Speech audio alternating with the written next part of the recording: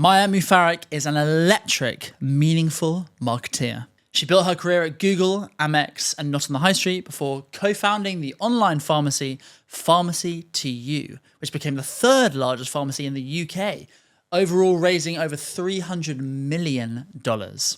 She is incredibly wise, she's widely experienced, and she is wonderfully energizing. And in this incredible interview, we talk about founder bias traps, the mission money equilibrium, how all founders are control freaks, how to deliver feedback without the shit sandwich, creating meaningful businesses, and so much more. Please enjoy this wonderfully wide-ranging and energizing conversation with the one and only Maya Moufarek. Hi, my name is Maya Moufarek. I'm a full-stack CMO, and today you're listening to Scale with Soul. What got you here won't get you there. Can you explain how this phrase shows up when you advise startups with their marketing or generally with their operating? So, I mean, most startup will be very familiar with kind of the maturity curve of a startup, right? And you're first looking for a meaningful problem that people are ready to pay to solve, that they, that is more of a, of something that, you'll need a pain cure for than a vitamin. So they actually, proactively looking for a solution. And then eventually you're moving more to product market fit, you have the solution for that problem, etc. And the reality is that each of those different stages, right, from product market fit to scaling to eventually kind of, hyperscale possibly, just require very different mindset, especially in go-to-market. It's a very different stage. And so I've noticed through my, my portfolio life in the last 6 years that fundamentally some founders are grade 0 to 1 and give them whatever product market fit kind of challenge. And they're all pivot immediately because they know it's not going to work or, immediately find, that product market fit. But then they're like, now what? And they kind of try to continue doing the same thing. But by then, really, it's kind of scaling mode. It's doubling down. It's finding the right channels. It may be polishing some of the messaging or, very early traction that they got from one use case that needs to expand. And so it's really at those inflection of growth that I found businesses requiring just maturing in general. And so sometimes they get external support. But most importantly, their internal teams need to go through that change. And some people will evolve with you and, learn the next stage and deliver to it. And some others just not comfortable in this other stage. And that's just not what they want to do in life, even in general. And so you kind of shred some of that. And that, I often, people are like, oh, isn't that so sad? People who started with you can't really carry on the journey with you. And I, in that sense, kind of going back to the soul, I think there's seasons in life and it's just the autumn season of that stage, right? And you kind of need to get kind of fresh green leaves of the next stage and the next season to get this going. So this is really the changes. And it's true for a lot of different function, right? Like at the beginning, you're really building the product. You're trying to figure out what they'll use, what will convert, what features get more tractions, what features acquire, what feature retain, etc. So you're in kind of really fast, test and build mode as much with your go-to-market than with your product. It comes to a point though where more features is really counterproductive. And again, if your product team is more in this more type of mode, it might be counterproductive. So you really need to change your mindset and your approach and really be clear on what the playbook is. Even if you're always will build yours, but there's some, foundational things that are still true across businesses. Can you speak to some of those foundational things that come up? I mean, the one that I'm obsessed with, because I think people still forget too much about it. Often you would invest into a founder because there's also really good, problem founder fit, product founder fit, and you're like, they get that space, they'll get it right, etc. And it's a double-edged sword because on one side, yes, it gives you, a leg up and, it makes you more relevant to the industry. But similarly, if you're building for yourself and you're so convinced that you know it so well that you're building for yourself where you're really not building for a market, right? And so no matter if you're doing that or if you're completely new to a space and discovering a space, you need to go deep into the customer and not the customer. And too many people go straight into like, I'm building this thing, have a try, isn't it amazing? And, you know, and especially in England, people are like, yeah, that's awesome. I hate it, but we'll never say so. And so you really need to go into this real empathy with the audience and less about, is my solution the right solution? And more into like, you know, what's your context? What are you struggling with? Have you ever considered another, you know, have you tried to resolve it? Have you not? Why not? You know, and really understanding that path. Because often, you know, they don't know what the right solution is or what would be the most awesome way to resolve a challenge they might have. And they're hacking something together today anyway. Or they have a challenge that they just have never prioritizing fixing. And I always say to people, like, we all can think of parts of our life that maybe is not ideal, yet we're doing nothing about changing it, right? And it's true in business life too, and in, you know, business environment or for consumers on a daily basis too. And so really understanding that to then be like, I can get you to X by Y. And so I always use in my presentation the examples of, you know, Super Mario, and that really dates me, right? That's it's my game of the time in my youth. But you know, Mario just wants to become Super Mario. And if you can convince Mario that becoming Super Mario means eating a flower as a mushroom or doing backflips, he'll do it. And so really that mushroom, that flower is the product, but Mario couldn't care less about the product. He just wants to become Super Mario.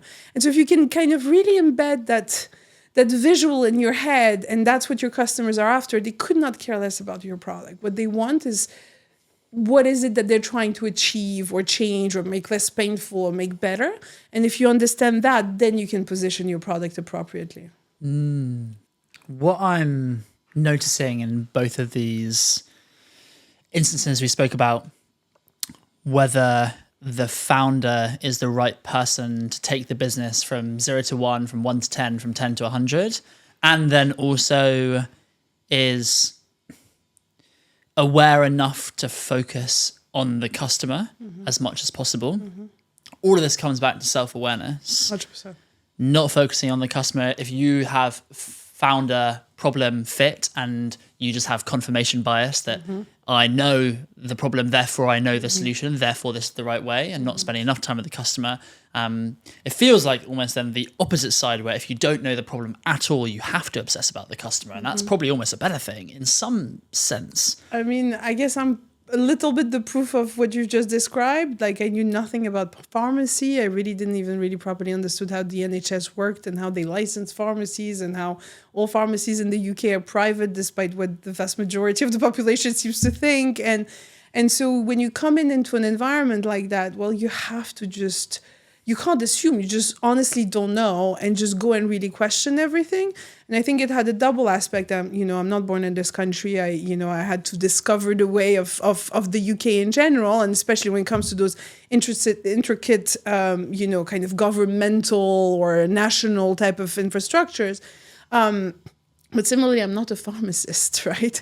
And so then you're like, well, why do they have to sign for their drugs on delivery? Like, what are we trying to do here? Who are we trying to protect from what? And then just offering other solutions to that problem. And so it's true, it served me well. I'm not saying it's not possible differently, right? I mean, as such, you could argue that in my current life as a marketer supporting other founders, I know the problem, I know the space, I know what CMOs need or what kind of challenges they're facing, and I can also adjust to that. But I do think that most industries get disrupted by people from outside the industry and this kind of tech sense of it. Obviously, the question then is it ripe for disruption now?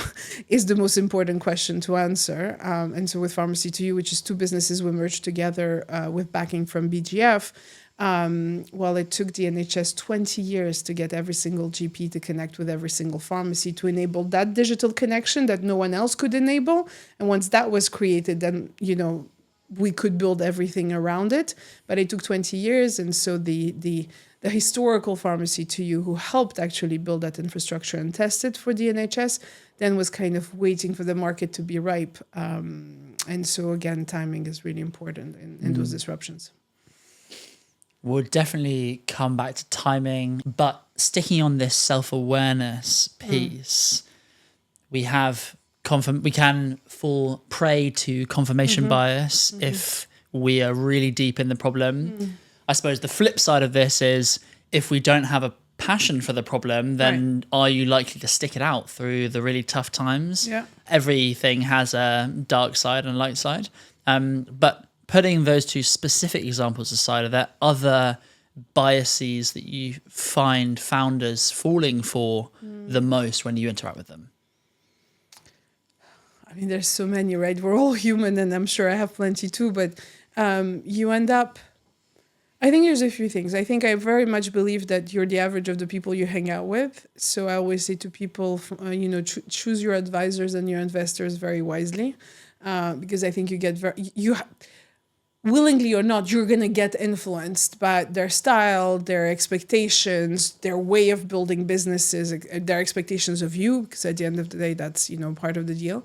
And the other big question in tech in general is that, well, are you a VC backable business, and should you be anyway, right? And I find it actually quite sad that, I have a lot of friends in Greece. I'm obviously, from Lebanon, etc. Like those are countries that have a lot of family businesses and have a lot of SMEs that have, provided very generously to families in general, but they're not VC backed. They're not particularly at scale. Some of them are more than others, but the aim was to have a fulfilling life, provide generously for your family, and just, and enjoy your summers. That was the framework. And so often I find that it's really unfortunate that in the UK, and at least in the tech scene or the environments I hang around, that people are not more conscious of saying, why am I doing this? Is it really about world domination? It's not because, the Googles and Facebook went for world domination that we're all supposed to be doing that.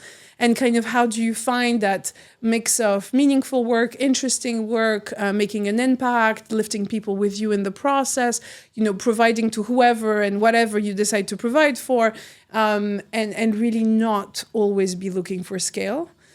So I think that, again, that also is part of awareness as opposed to getting influenced by other people as to what would make you happy in the process. I also often remind people the aim is not to just be miserable because one day maybe you'll make the big bucks, right? You do need to make the experience enjoyable. It won't be enjoyable every day. It's never going to be possible, and nothing is enjoyable if you don't see the other side of it on days. But how can you build something that made your life not miserable in the process?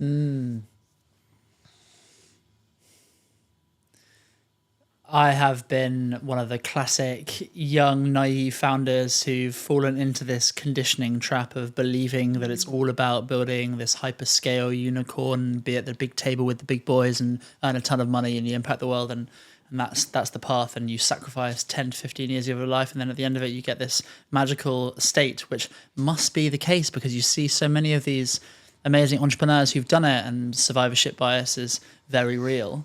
And I think only when having spoken to so many later stage, really battle hardened, people with lots of scars, does that reality really come a lot clearer, and it feels a lot more almost like what's one of those epic horrible paintings where you have so much war and anything. Anyway, it feels closer to that. But as you were speaking about scale and then almost meaning, my mind initially went to they're either sides of a line, and you either lean more towards a scale, you lean more towards meaning. But then I immediately caught myself and thought that's so wrong. There is a world in which you can create a meaningful business and it scales. What feel like the necessary elements of that type of company? Listen, meaningful to who, right? And I think that's the most important part. So you need to decide for yourself what's meaningful to you, right? And therefore how you're going to bring that meaning, right? And it's totally fine if your meaning is just this ability to provide, and that's meaning enough for you, then great, that's can be a starting point. Meaning can mean at scale. And if you feel that, you have some kind of, big number, like unless I've impacted positively the life of 1 million, 10 million, zillions of people, then it's not meaningful enough for me. I think we all can decide what meaningful is. I can tell you that, it took me a while to adjust to that, but in my current portfolio career, I had the choice to like scale what I do and my advice and my support and, bring people along with me and build some consultancy or agency or whatever. And I purposefully chose not to. Because for me, meaningful is I don't need this to be at scale. As long as I leave the founders that I engage with better off after I leave, and that they kind of feel like they would recommend me to other people because they felt that my impact on their business was meaningful, is meaningful to me. Because actually, it's already scale from where I'm coming from. Because I've spent so many years. The early days of Google, then a stint at Amex, and then eventually building Pharmacy to You for 6 years. Well, for me, that was like, it was meaningful, but it was meaningful in this like one lane almost. And now I get to impact B2B, B2C businesses, earlier stage, later stage. Like for me, that's scale, right? And it's so much more variety for myself, so much more interesting, so much more cross-pollination I feel I can bring in my work. Which I could never do at P2U. Like at the end of the day, at Pharmacy to You, I was running one business. You had to build this one business in this one industry. And I think one of the learnings where I should have prioritized spending more time with other people from other industries. But back then I didn't know any better. And the vast majority of people are heads down doing this one thing. So again, I think that's the aspect of what meaningful and at scale means. It's just those words have been distorted by the lens of VC, I think, and I have a lot of respect for VCs, and they've enabled so many great at scale stories, and that's wonderful. But we need to learn to build without them too. I had this number. My meaningful number was impact 1 billion people. Okay. Outrageous goal, which I may or may not ever hit. Mm-hmm. But realistically, I knew that I've learnt in more recent times that that's just an ego thing, at least for me. It might not be an ego thing for everyone, but my assumption is probably an ego thing for most people. And I hear amazing stories of some companies where they just thought this is going to be a fun little side project and didn't expect it to turn into a company, let alone a huge scaling company. Mm-hmm. Like I was at a retreat over the weekend with the co-founder of GitHub. Oh, yeah. GitHub founders, they just thought it was going to be this side little thing, turns into a $7 billion exit to Microsoft. Like, amazing outcome. That feels a lot more pure, that you just do it for the sake and the interest of the problem or the customer, or just you feel a calling to creating something in the world. But I think, talking of, you started earlier about like the balance between that. As part of that journey, you need to decide, is this a commercial venture or is it not? Because I think it's easy to be driven by mission and suddenly take some quite short-sighted or really quite dumb commercial decisions in the process that actually end up hurting the mission in the long run. And so I've seen businesses that even scale to a certain extent, but because the management team wasn't like commercially savvy enough or commercially minded enough, what felt like, oh, we would never do that because it's, not in our DNA, or that, supposedly would be counter our ethos or mission, actually ends up, shortening the cycle of your impact, right? Because at some point you need to fund that mission somehow. And so again, there's a balance there between, is it a charity? Is it a commercial entity, right? Is it funded by charity and donations, or is you need to become self-sustained and be self-sustained at some point at least? And I think that also just guides a lot of it. But I think that's where the kind of the current trend of social impact businesses was born. I guess it's people trying to find this middle of like, I'm neither a charity nor am I this ruthless commercial entity all about how big my exit is going to be, and trying to find that middle ground. I can hear a previous version of myself saying, oh, if we scale, then we'll have more impact because we'll reach more people. And that's the logic. But I still catch myself, and I feel like it's still coming from this ultimate place of ego and sort of insecurity in some way, shape or form.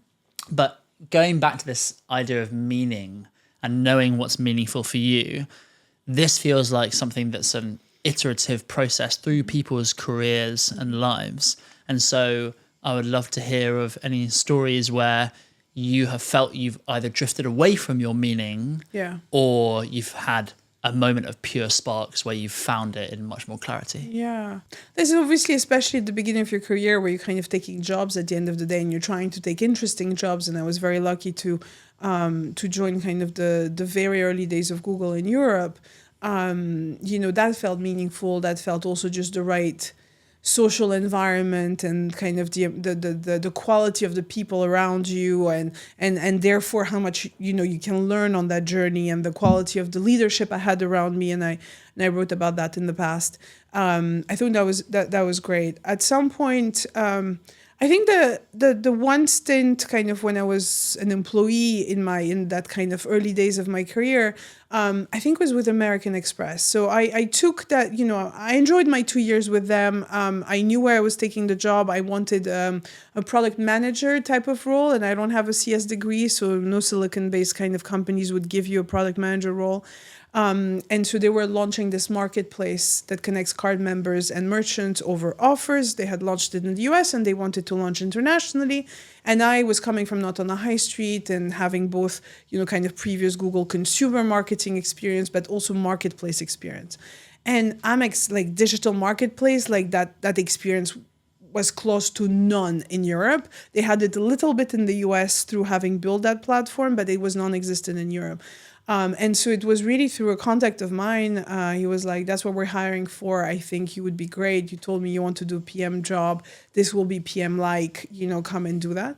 And so I very happily did that for 2 years, and we launched in 5 different markets, and Australia, Japan, and the UK. I mean, it was very exciting, and I'm such an international person at heart that it was it's bliss for me when I get international projects. But the reality of it, I would look around me and people are lifers, and there's like a reorg every 6 months for no clear reason, and everything feels very much like let's align. And I'm like, how much alignment can there be? Can we get some shit done sometimes, So, but this is again, my need for speed and my need for impact. And so while I got what I needed from that role, and actually, it set me so well for Pharmacy to You because the front-end product team was with me. I owned the full customer experience end-to-end. So it clearly was the right building block. But I remember on some days thinking like, oh my God, what now? Kind of thing. So I remember there you're like, but I think what becomes really important is, and I know it's hard when, kind of you're living paycheck to paycheck or you're still early in your career and that paycheck is so important. It's as if you can resign tomorrow without having found something else. I think it's just having the presence saying if it doesn't feel right, it's not right. And I think a lot of people, especially early in their careers, are a bit like, oh, I guess I'm not good enough, or I guess I need to try harder, or I need to fit in, or I need, trying to make the system work for them versus you're just in the wrong system. And it's okay. And that's maybe the right system for a whole bunch of people. It's not the right for you. And just really acknowledging that. And I think too often we're a bit like, oh, I have to make it work. It's, to the external world, I have this job at this big company and it's so very, accomplished of me or something. Or I'm the founder of this company and I started it, and so therefore I have to take it all the way to exit. Exactly. And you're like, no, you don't. And actually, maybe the best thing to do is to find a replacement and have someone else do it. And so you can actually go and do something you enjoy as opposed to making the next multiple years. So that's kind of for sure, a moment of realignment, actually self-realignment that is much more valuable than aligning with other people. Quick pause in this electric conversation with Maya to say that it really helps the podcast business and ultimately the guests we can get, and therefore the value that you can get if you like, subscribe, comment, share this with a founder friend. It really turns the flywheel, which is a really difficult, big flywheel to turn. But when it gets turning, then we can get incredible people. We can have more electric conversations, and hopefully everyone is better for it. So if you wouldn't mind commenting, subscribing, send to a friend, that would be amazing. It would mean the world. Right, now let's get back to the conversation. But I find we get pulled away from ourselves when we get caught up in all these stories. Mm-hmm. As you say, the story of I'm the founder, I must be the one to take this exit, or I'm young and inexperienced and I have to learn more and I just have to like fit myself into this mold as opposed to find the mold that's right for me. And we have all these stories, whatever they may be. How have you found yourself coming back to yourself? I mean, those are all social conditioning, right? You're just afraid of what people are gonna think of you, and there's like what society tells you you're supposed to do as opposed to what you want to be doing.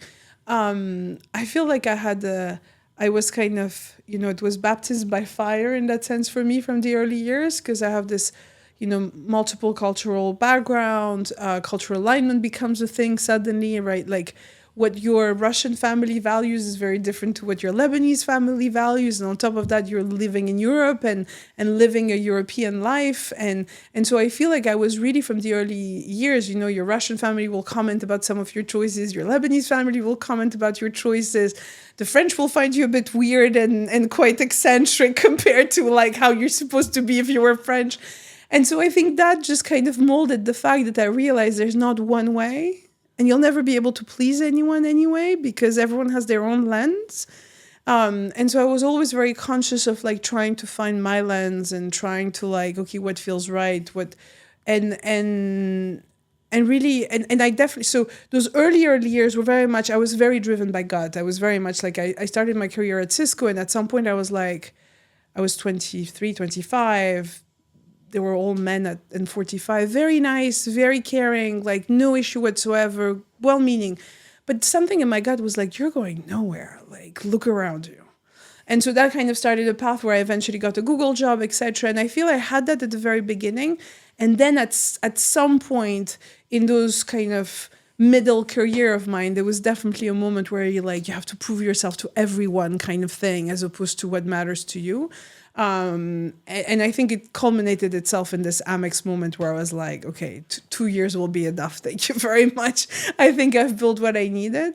So those were kind of, I think it comes in picks and throws as well. It's not, you're not going to constantly find it, but kind of what does, for those who have done the Hoffman process, which I have, is kind of, what does my intellect need, what my inner child needs, what my body needs, what my soul needs, right? And kind of, they call it the quadrinity, and just really going through that process and trying to without overthinking, what is the first thing that comes to mind. So this is a journaling process on these 4 questions. Like a meditation almost. So within a meditation practice, you could ask yourself, what does my intellect need? What my emotional self needs? What my inner child needs? Right, this kind of wounded child from childhood needs.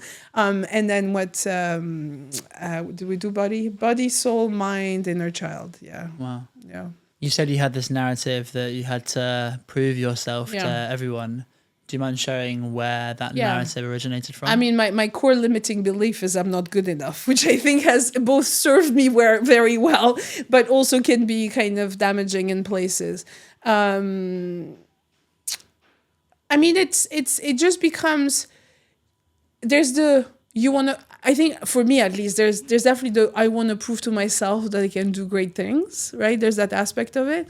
And, now it's way less, but for a very long period of my life, and that's what I was referring to earlier, which is because you have this mixed cultural society looking into you and almost claiming you. And it was also a bit like, do you feel more this or more that? The different cultures in you, people from those cultures will asking, well, where do you side then, since you have all of those things? And I could absolutely not side with anything or anyone. And so you kind of feel like you have to not let them down because they're your heritage too. And so you're trying to play the game. And so I remember vividly how my dear Lebanese uncle, who I love dearly, but one day was like, what do you mean you moved to London and you're not living with your parents? I was like, okay. Wow. And so, some part of me and the rebel in me kind of wants to turn was like, well, if we follow that thread, then my father has decision power over me, and you should ask him why he's letting me do this, right? Like, you kind of can play their game against them. And sometimes I did. Sometimes I just stayed quiet and be like, oh, it just happened that way. It sounds like this international upbringing and experiences and cultural backgrounds gives you such a superpower to ask why and to challenge these right. cultural norms and these stories that people can be so indoctrinated by if they've grown up in one place the whole way through to adulthood. And so it feels like that's such a superpower. I've definitely made it a superpower over time. I think initially, I think as you're younger, it makes you kind of not really fit in anywhere, and because you think you should be fitting in as opposed to belonging. And I think you kind of go through that path of understanding that. But then eventually it becomes a total superpower, because once you start owning that difference, you realize, how valuable it is, and that a different perspective is actually a very valuable one. So I've definitely turned it into that, for sure. Was there anything that was really pivotal in you owning these different sides to you that you previously pushed away? Yeah, I think my days at Google were really important, actually, because very early, it was early 2000s, very small UK Google office. Google at the time was definitely hiring kind of, there was a type, right? The next consultant, or, numerical kind of, extroverts was really the piece. And they went more diverse now, which is a great thing, but that's what it was back then. But everyone had a difference. And so I suddenly kind of came in and was like, oh, I feel at home. Like, I don't have to explain why I was born in communist Russia and how come I speak French and all of that. Like, yeah, people would be interested in discovering that, but everyone had some stories to tell, or and so that, I think, kind of gave me like, oh, no, I'm not that different. They exist. Kind of find your people. Right. But also, once you kind of found that environment, even if you leave it and end up in an environment that is still, very homogeneous compared to yours, you just always have now in you. You're like, no. I'm not alone here. There's others, and that perspective is valued and makes a difference.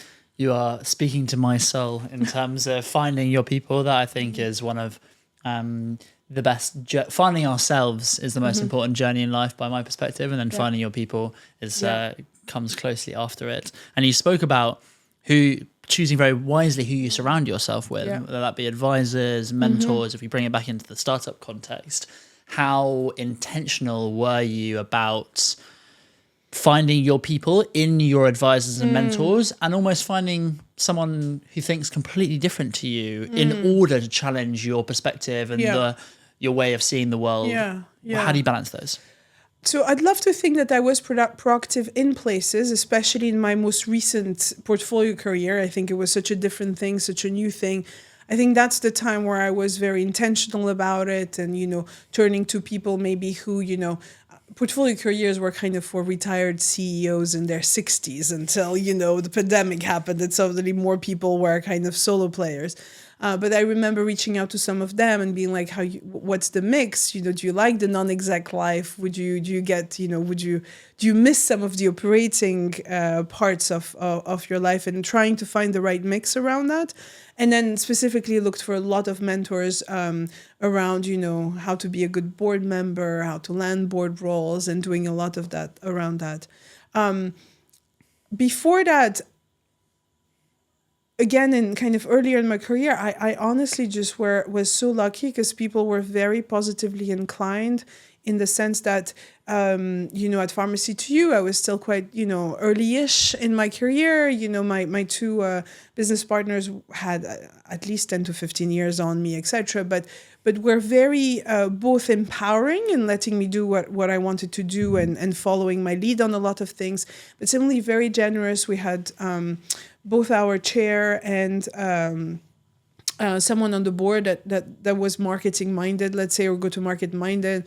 They had asked for them to meet with me. I'd like to think that, they enjoyed meeting with me a couple of times, and then therefore agreed to carry on meeting with me. And those are two people that are still very much in my life today, to who I turn, maybe not as regularly, but we would, I hope would always pick up my phone if I called, and similarly they would reach out to me, and I try to be as generous back to them with what I can offer for them.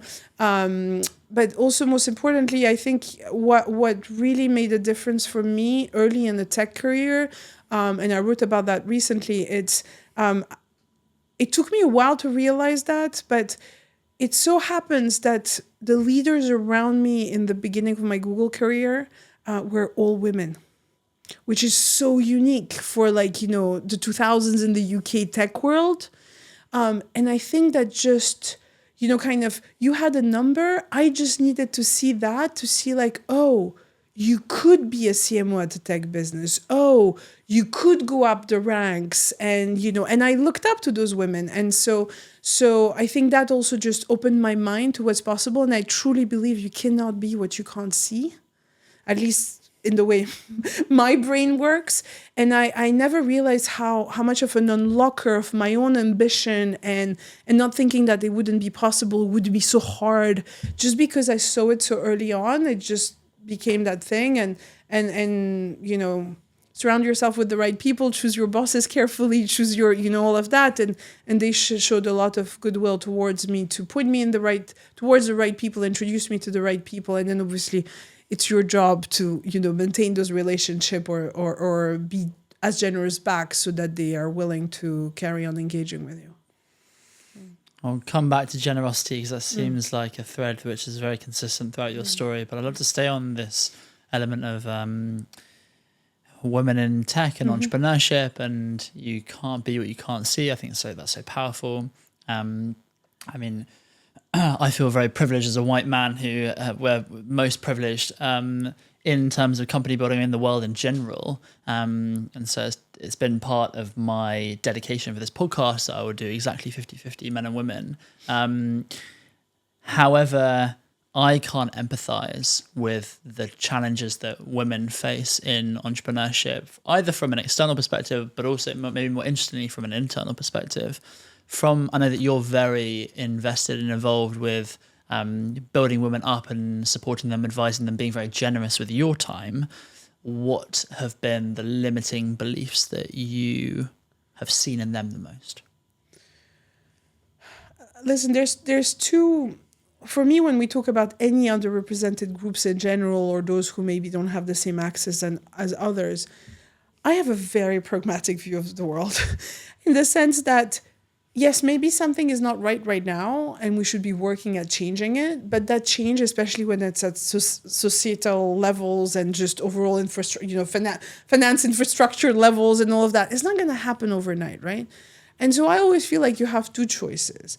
Or you can be a militant trying to change as much as you'll manage to change something in your lifetime.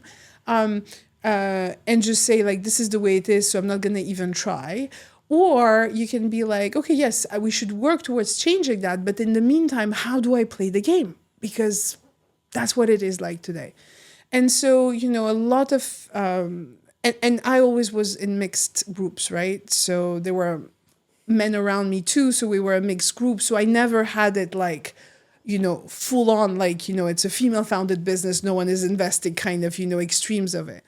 And often I speak to, when I speak with female founders who are, female only founded, I'm like, it's all to your honor. But if you're truly finding challenges in raising and just having a bloke in the room you think is going to be the unlocker, surely just play the game. And it's really disheartening to have to play the game. I get it. I wish we didn't have.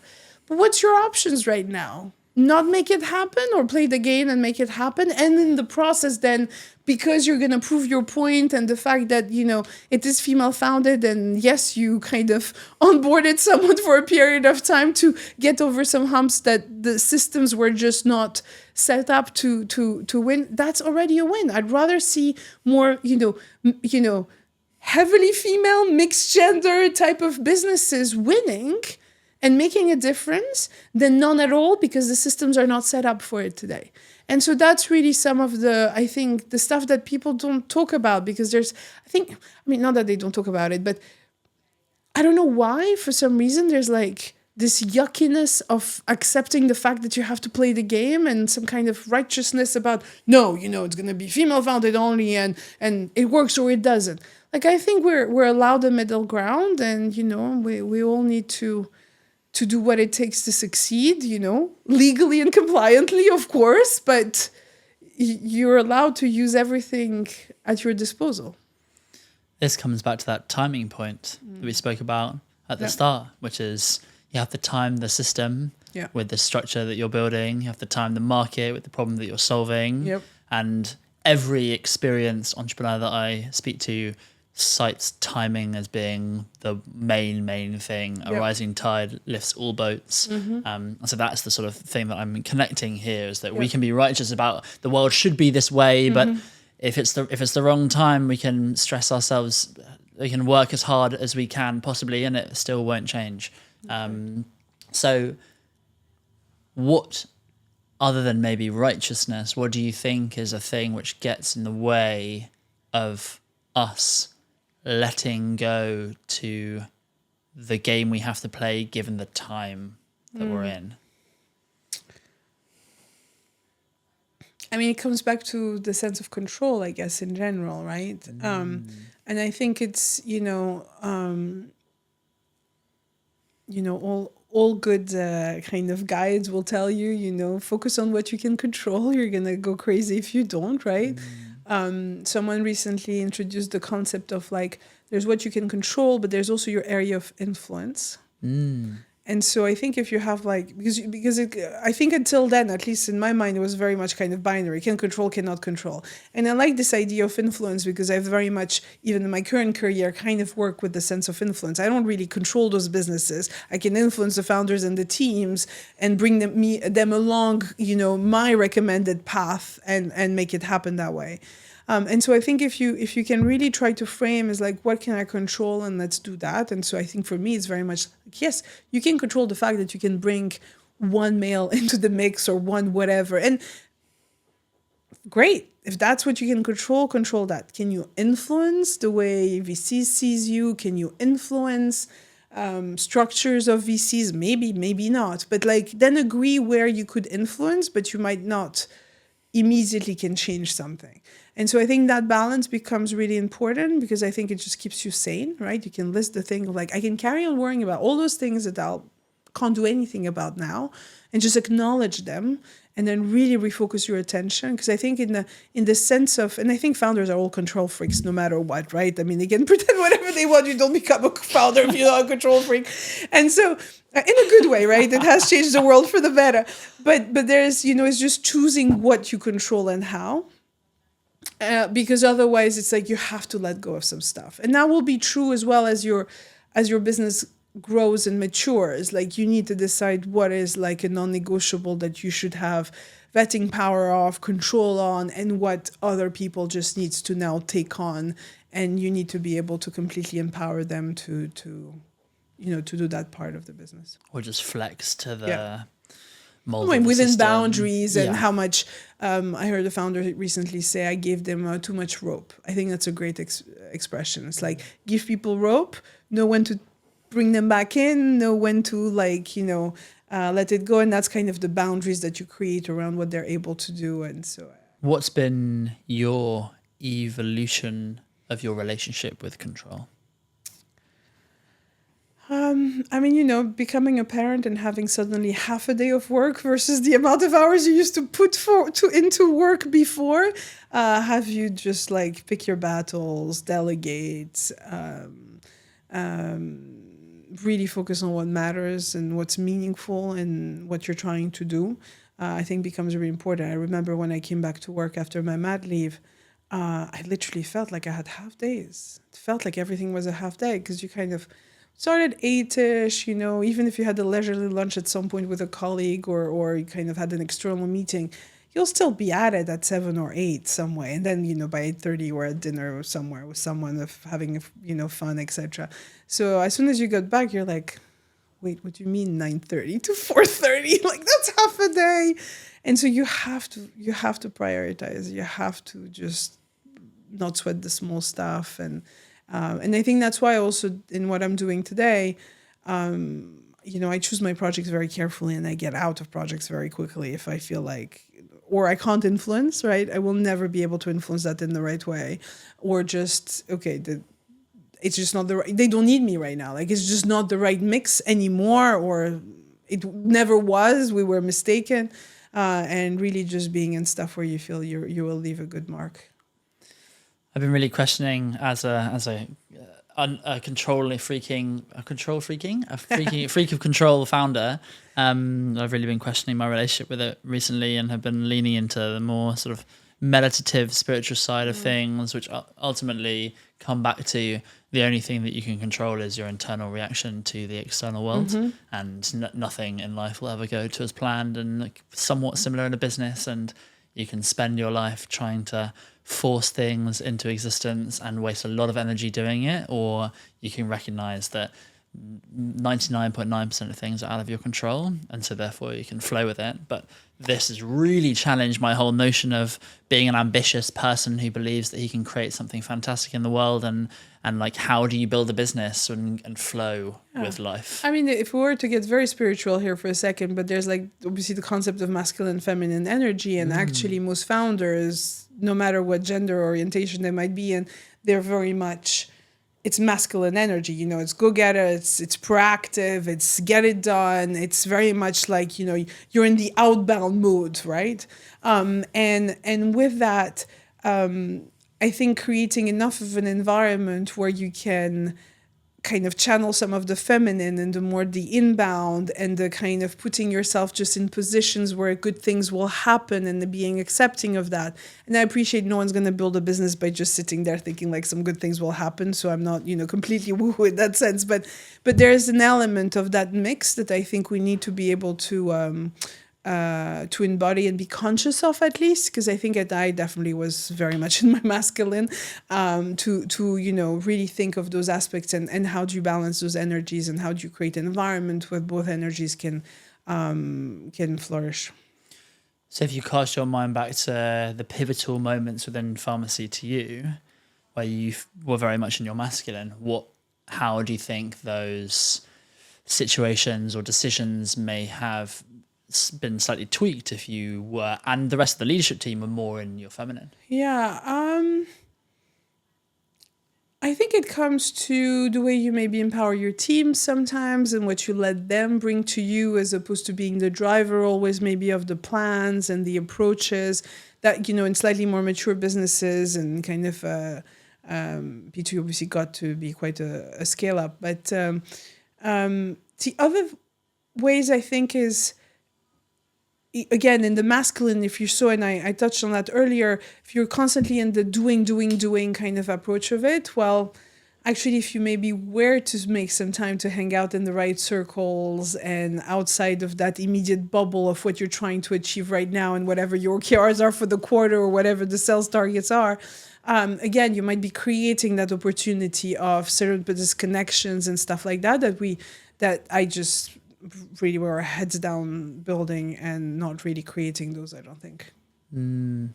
So funny. I've been doing somatic therapy recently, which is very much about stopping doing and being a lot more. And I asked this exact question, which I said, how on earth do I build a company and be in my being mode? I don't get it. Like, how does it work with OKRs? Like, those are very rigid structures. And my somatic therapist was amazing, that she said, you can imagine your OKRs and goals almost like mesh barriers, and you're like water or air, which can flow through them, still recognize that they're there, but you're not completely constrained by them, which I'm sure, like, to me, it still sounds good in theory, and I still wonder what it's going to look like in practice if you go to your board meeting and you go, that OKR was great, but I flowed through it, and we had to change.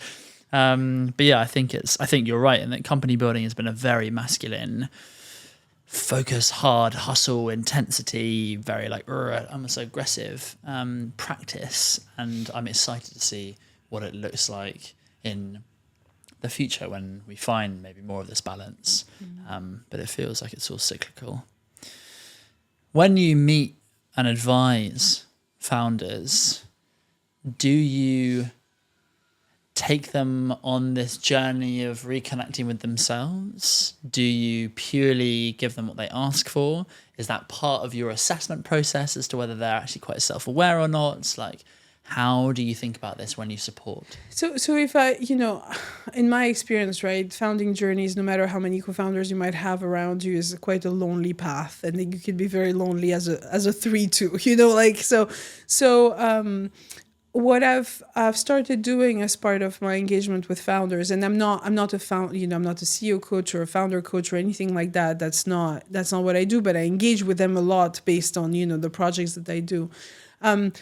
Because I know how lonely it can be and how limited the feedback loop and the kind of candid feedback loop is to those people, right? Because really the board will give you feedback when it gets really bad. Otherwise, no one says much, right? Especially like as personal behavior. Some boards are a bit better about organizing 360s for the CEO and stuff like that, but really it's not really the case. So I've at least taken as a practice that when I engage with them, and obviously we talk projects and work and maybe restructurings and things like that, to really be careful, notice what they say or how they behave and call it out for them, both in red flags and green flags kind of thing. Obviously, you have to be careful. You have to have established your relationship with them. I can not always call out the red flags if I don't have that kind of relationship with those people, but at least saying, oh, what you just said here is such a green flag. Yeah, you've shown some great self-awareness through the... And honestly, I think they're all very much like, if no one ever had a conversation like that with them, or it's maybe not their natural state of mind even in the way they think of themselves, or they get a bit startled in a good way going like, oh, okay, that's nice, thank you. And you can see the awkwardness in it, but they received it well, and it will kind of, some others are like, oh, that's super interesting. What do you mean by that? And and they're much more in this like, oh, okay, I think I get it, but tell me more, And I think that it's, it's an important part of that experience. And sometimes I do need to deliver really harsh feedback because I'm like, well, what you're telling me here for all of these reasons seems quite short-sighted. But what is it about your business that I don't know that makes that, that might make my read of the situation incorrect? And it's kind of, it's so it's really, and then, it's a type of coaching, I guess, but that, I'm not a coach. And so I can tell them I disagree and I would do this, right? But I think it's just inviting that conversation and inviting that other perspective. And those who invited me at the table wanted that perspective anyway. And so that's kind of the type of conversation I have. But, different founders are part of very different kind of, let's say, awareness levels, or, if we're all on some kind of enlightenment journey, some of them, are not interested in even starting one, right? So we just need to be conscious of where people are and meet them there.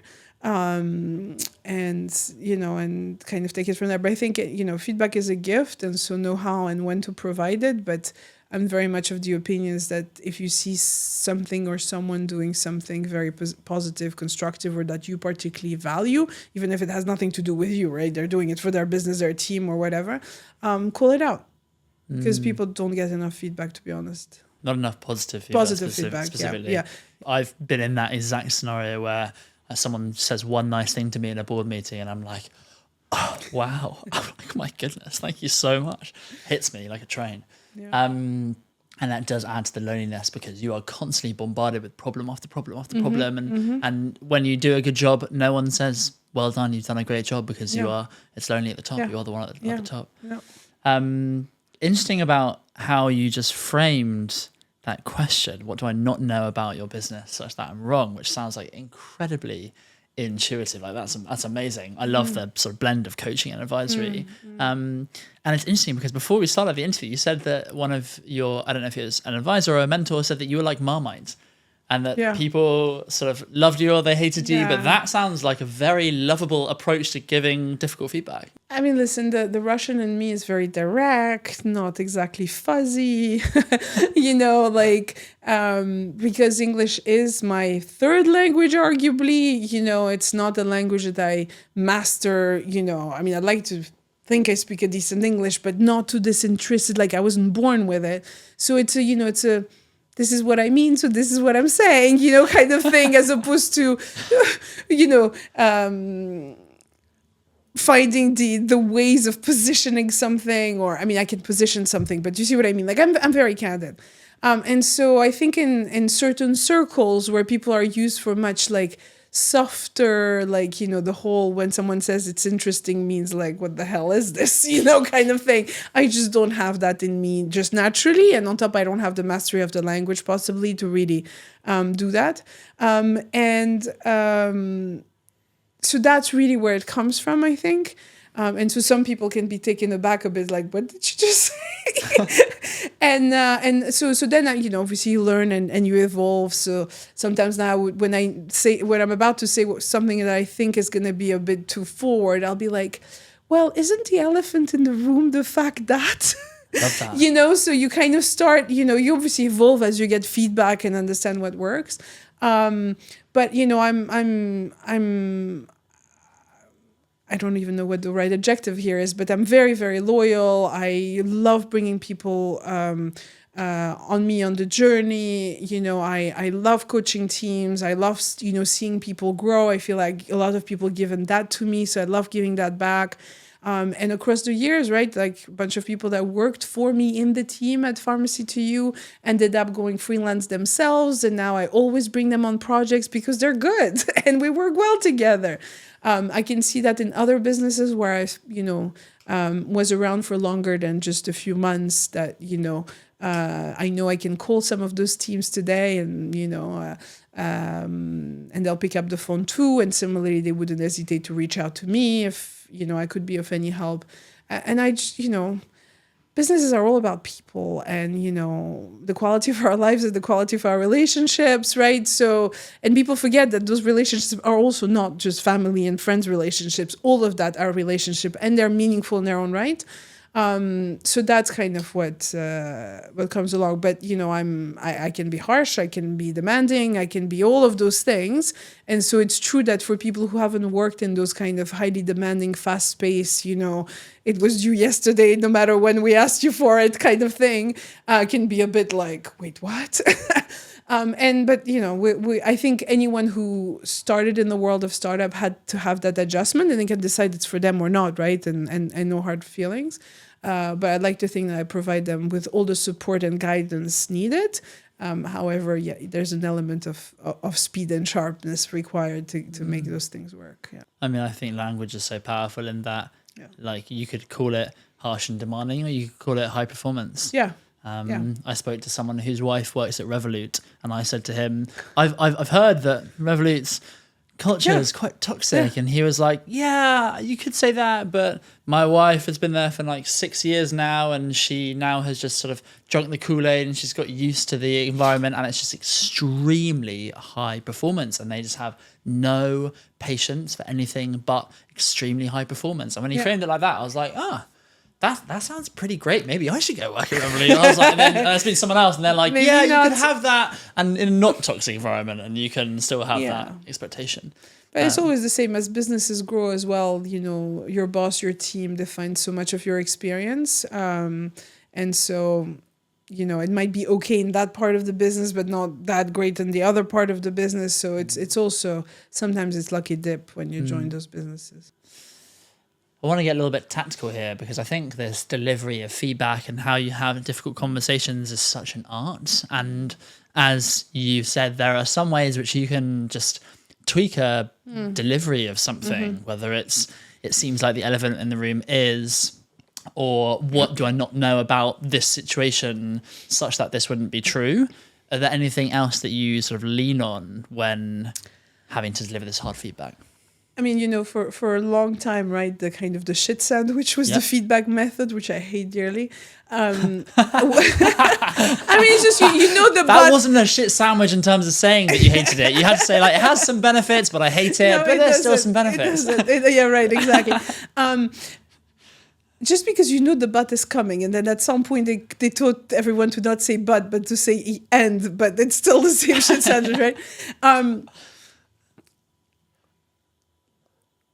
Delivering hard feedback, in my experience, works much better if you can show vulnerability and showing the fact that you're providing that feedback not because you were born with this innate knowledge of that's the way to do it, but just saying, I didn't know any better too at some point, and this is how I learned, right?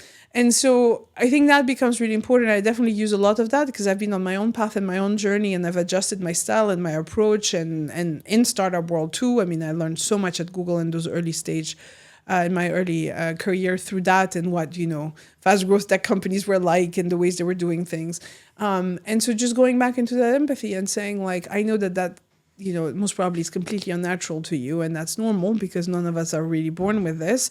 This is why it's important, and this is how it can help you. This is, and sharing some stories from your own, adjustments and moments maybe that where you had harsh feedback. Quick pause in this electric conversation with Maya to briefly say that the podcast game is hard. If you have got any sort of value from this, it would mean the world to me if you could subscribe, send it to a founder friend. It really helps the flywheel turn, and honestly, it makes a massive difference. That means I can get bigger guests. It becomes more interesting for you, yada, yada, yada. You've heard it all before. But yeah, it would mean the world. Thanks so much. I guess obviously I would do it that way if I truly still believed in that team member, and I really wanted to, like, while they needed to put some changes, I was still very much like supporting them and wanting to see them grow. I think the other problem that I see a lot is that some teams are like, oh no, I mean, this person, that team, this whatever, they're out at the next restructuring. Like almost that decision has been already taken, right? And it's just a matter of timing. And then they still give them feedback and pretend to be supporting some kind of their growth. And that I'm really against. I'm like, no, I'm sorry. Or you just treat them neutrally. And so don't bother them with constructive feedback that will, they might be in a completely different environment tomorrow and it will make no difference to their lives. So don't bother them with it. Continue, managing them, supporting them in the way you would support anyone else around you without grand promises. But just lay off them if you're literally has decided that for whatever business reason or other reason, there's a transition coming and they're part of that transition. And I had too many conversations with people who were like, but like they gave me a pay rise 3 months ago that I didn't even ask for. And then 3 months later, I'm sacked. It's like, it's really hard for people to reconcile. And that I think leaders need to do better. And listen, things happen, right? It is possible that 3 months ago they were great and they wanted to support them and they justified a pay rise, and 3 months later something crashed in the market and they just need to like cut everyone no matter what. Those things happen, but I think people know where they stand though. And so when it's completely unclear like that, I think it's just unfair on managing your team in that way. Doing better in this example feels like just being a lot more transparent and real about where someone is actually at and your true perception of their performance. Yeah. Which, if we're very English about it, then we'll dance around the topic, and if we're very Russian about it, then we'll be straight to the point. You know where you stand. Exactly. Yeah. Which I think builds a lot of trust, which is, I think, the pillar of these relationships, which, as you say, is the cornerstone of business. Mm-hmm. You said something earlier that I wanted to come back to, which was around this meaning. And I heard you speak on another podcast around meaningful marketing. Oh, yeah. Which was such a light bulb and like sparks flying moment for me. So can you speak to what meaningful marketing is? I mean, there's clickbaity marketing, right? Which is really like this kind of harsh trading centric, offers based, click here now, scarcity marketing. And it has a place in the world, let's be very clear, right? Where, that's just the way our brains are wired. And so if you want us to get something done now, you need to give us a sense of scarcity and time limitness and stuff like that. But for me, meaningful marketing really comes to the fact that if we take that path of saying, I'm building a meaningful business, I'm building a meaningful community, I want meaningful impact through what I'm doing, then you also need to communicate and engage with people in that way. And so it comes through everything, through your messaging, through your positioning, through, the way you justify the existence of that entity in the world. And I think it really starts from the very beginning. You have to put those foundations in. But eventually it translates into ads that, ads, comms, messaging, right? Like take any touch point with the customer, even your web experience in that sense, becomes this, emotion provoking experience, right?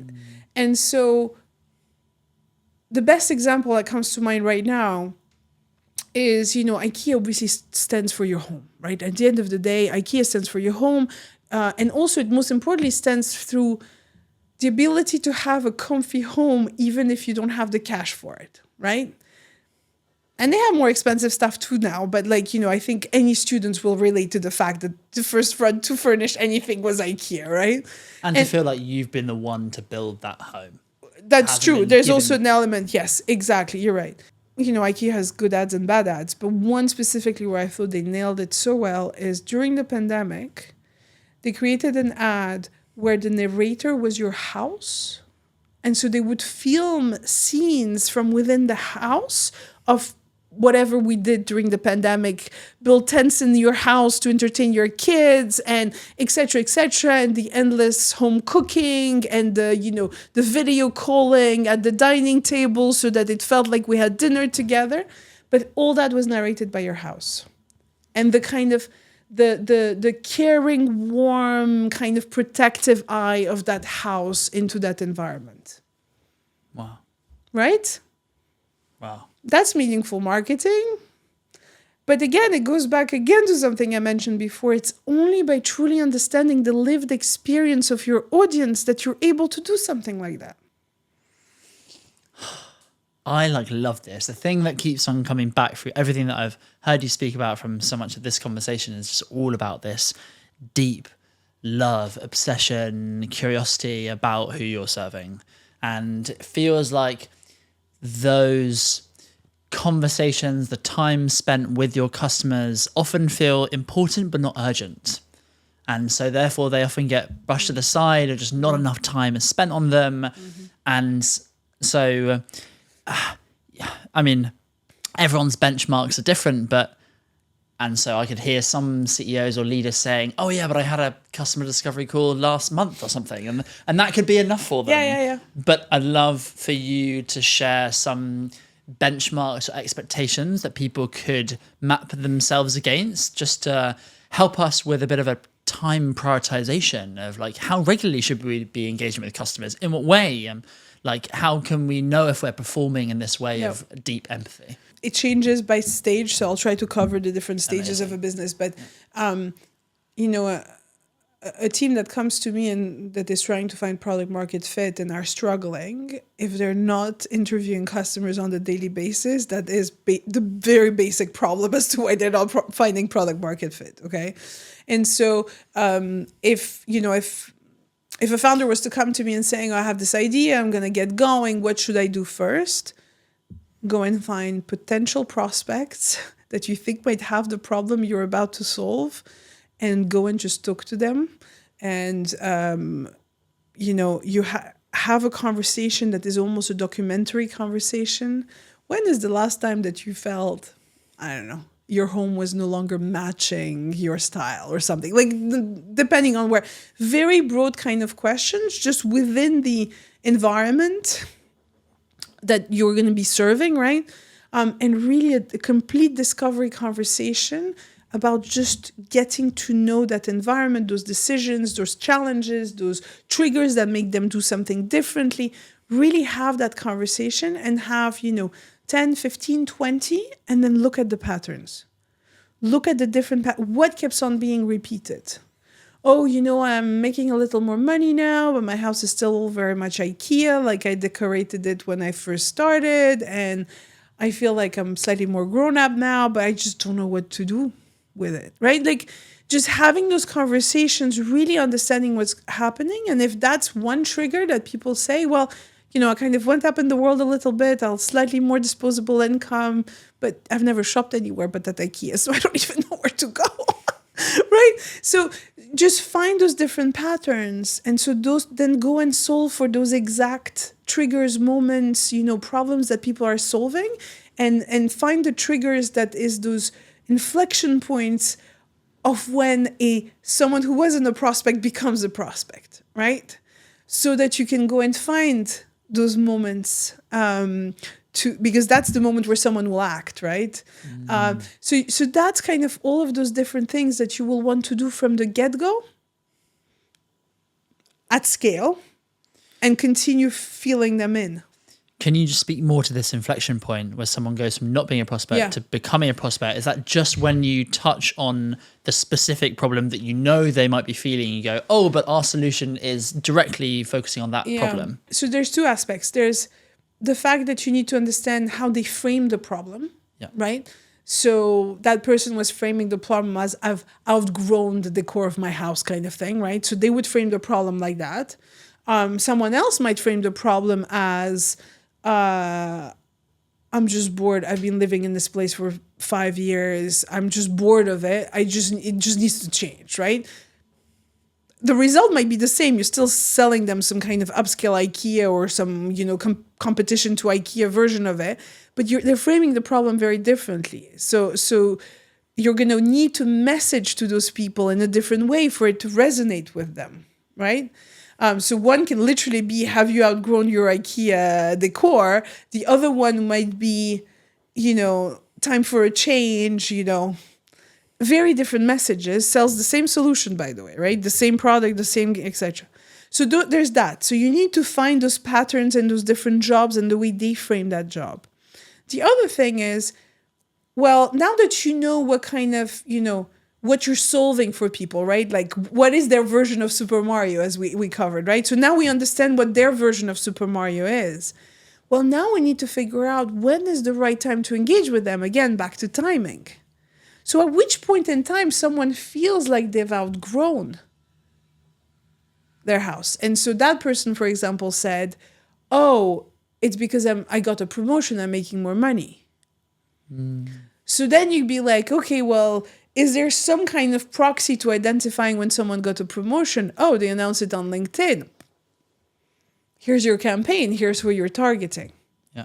So those are the elements, is understanding the way they frame the job and their version of Super Mario, what they're trying to accomplish, but also at which point they're ready to take action on it, or what in their life provokes that need.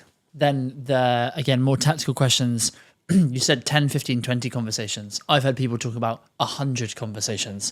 There's a diminishing return on investment of your time. 10, 20, 10, 15, 20. I mean, listen, right? It depends on how wide is this idea of the problem or the solution that you're trying to investigate. So if you're like, oh, I think I could, again, taking the home examples, like, I think there's something about home decor, right? Like, I mean, it's very vague, right? If, as I'm looking at your gorgeous plant, Patch back in the days was just like, I'm going to, deliver home plants to people and I'm going to help them, maintain them and look after them. Because I think people in the cities, like there's no garden centers really in the city centers and there's no this. And so getting access to home plants is a real problem and you literally have to trek out. So I guess some of the founders had that experience where they were trekking for hours to some garden center somewhere to try to then had to possibly rent even a car to drive those plants back home, etc. So they were like, okay, city professionals need more plants. We should make it easier to get plants into their homes. And so they would go and just talk to people about their homes. Professionals in cities talk to them about their homes and their relationship with plants. And so suddenly through those conversations, they discovered that a whole bunch of them was like, well, I had plants before I killed them, so I stopped having plants. So they're like, we need to create a plant doctor, right? Like, not only it expands your proposition as you go through those conversations, but they do exactly who they were talking to. So you can 15 city professionals will be enough to find patterns and find very specific. However, if you're like, oh, I just want to do something with plants, and you're suddenly talking to, people in cities and people who kind of are well off, less well off, people in mansions, people in that you might need more because they're quite a diverse audience. And so what someone in the mansion might want, which is literally someone coming and caring for their plants every week, might be very different to the plant doctor and, someone just saying like, oh, it's turning a bit yellow. Let me call someone before I kill it, So I think that's the balance. But if you have a decently cohesive niche you're trying to approach, 50, really, as soon as you see patterns, as soon as you see things repeated more than once on a few topics, you're seeing patterns, and then you can turn into more kind of quant studies, as in saying, I'm going to just do the landing page that says, we give you the plant and the plant doctor so it doesn't die anymore. And then you can run a mini campaign and see if you get volume through, right? Do people click? Do people sign up? Do people, etc.? And so you can test that then in a quant world. But you would have never come with the idea of the plant doctor unless you had spoken to people, right? Yeah. I'm sure given that your interaction with the NHS, it's probably not the best use of NHS time. People Right. start calling 999 for the plant doctor. Yes, yes.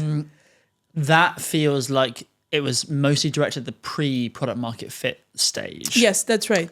Post-product market fit. So then the dirty little secret is that those interviews need to continue on an ongoing basis. You don't need to do 10 or 15 at a time. You just need to constantly have a practice where usually it will be your marketers, your product teams. If you have some kind of UX research team, that tends to be the trio of people that will constantly do those. I'm talking in a business that doesn't have a sales team where everything is online. And then the other thing that people forget is that you kind of need to consume what people call your support line for. You should also, as you get to scale, download all your Trustpilot. And especially now with LLMs, I mean, it's so much easier than before. I would literally put an intern to classify that feedback. Like, go on to download all your Trustpilot feedback, get LLMs to categorize it, to say how many times someone said, each of those, themes that come up, and use that as well as feedback loops. But you just need to have a practice where you're constantly interviewing. If you have a sales team, then obviously the sales team is completely frontline, but then you want your marketing team to, and if you're using a Gong or something like that, just listen to the recordings. Anyone who has anything to do with the customer has to just listen to the recordings to be exposed to it, or join some sales calls if you can. But all of those, obviously, I come from a health tech background, so would have a clinical team, and sometimes the pharmacist will have to pick up the call because it's clinical questions. Listen to those, download again. I mean, especially now, all of that can be just downloaded, fed into an LLM, and you get the answers.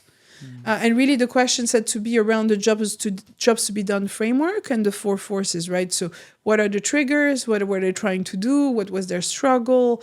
You can literally prompt the LLMs to bring it back to you both in a quant analysis, how many times those topics came up, but also framed looking for exactly what's important in this jobs to be done scenario, which I very much subscribe to.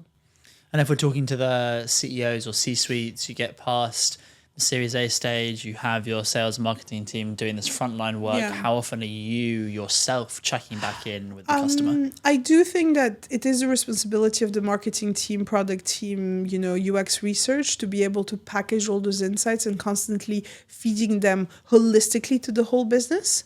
And therefore, it's partially your responsibility also to make sure that the CEO is up to date on the latest ones.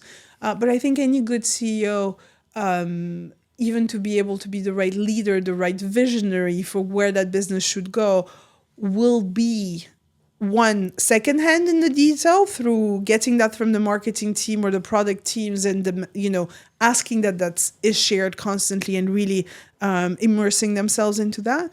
But yeah, just picking up some customer service calls, to be honest, can be also quite changing. I mean, again, in B2B businesses, at some point, the leaders will be called to help close deals. So they tend to stay closer to that because of the B2B angle. But when it's B2C, I think it's a lot of this go-to-market team, right? Product marketing, UX, designers, as they do that research, I think it's their job to surface it and share it.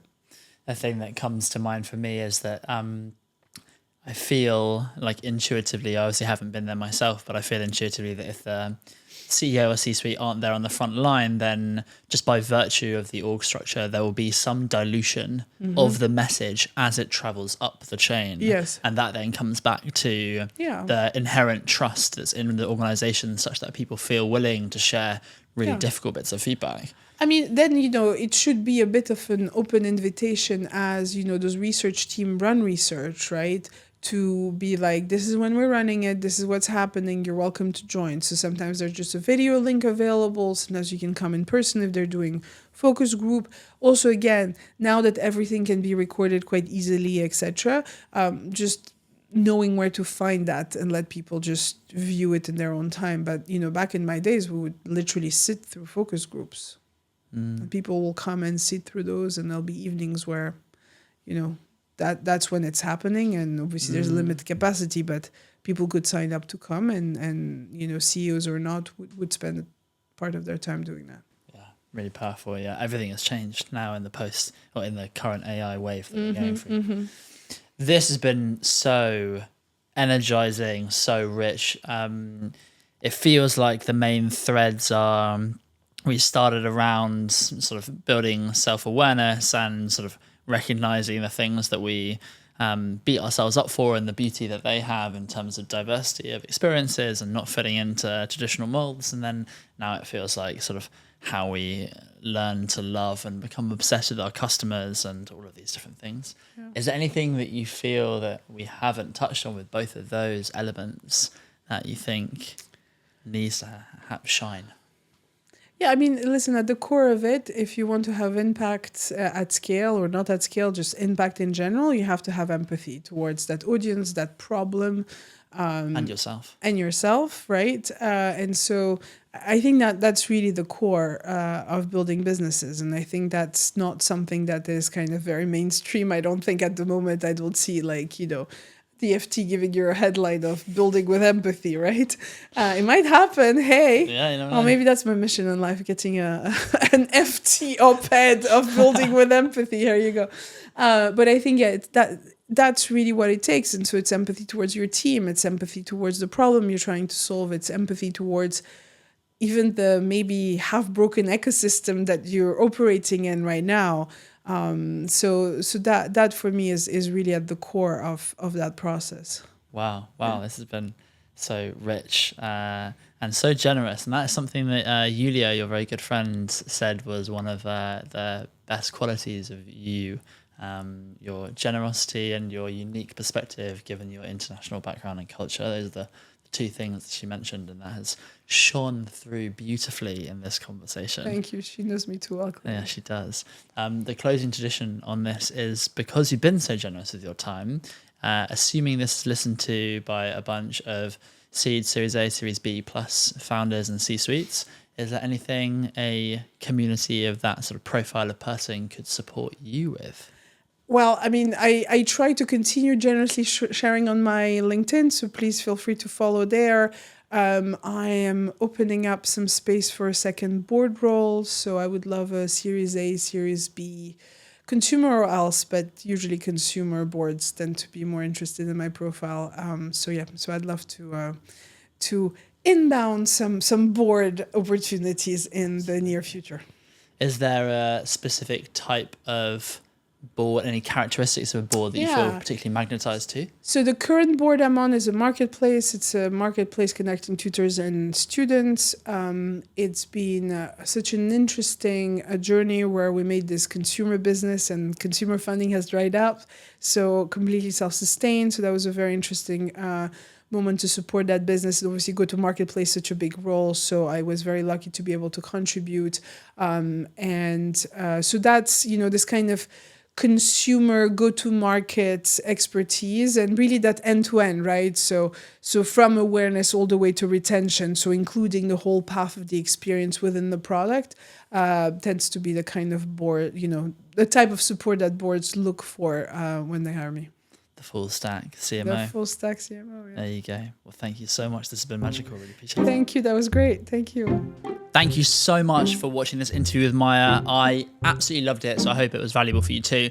If you thought it was worth sending to someone, that would be amazing. It means the world. If you can comment, if you can give any sort of feedback, that would be great. I'll put my email in the description. Send me a direct email. That would be amazing. And if you don't, then you don't. And the world will continue spinning, and it is what it is, and it ain't what it ain't. Anyway, thank you so much for being here. See you in the next episode.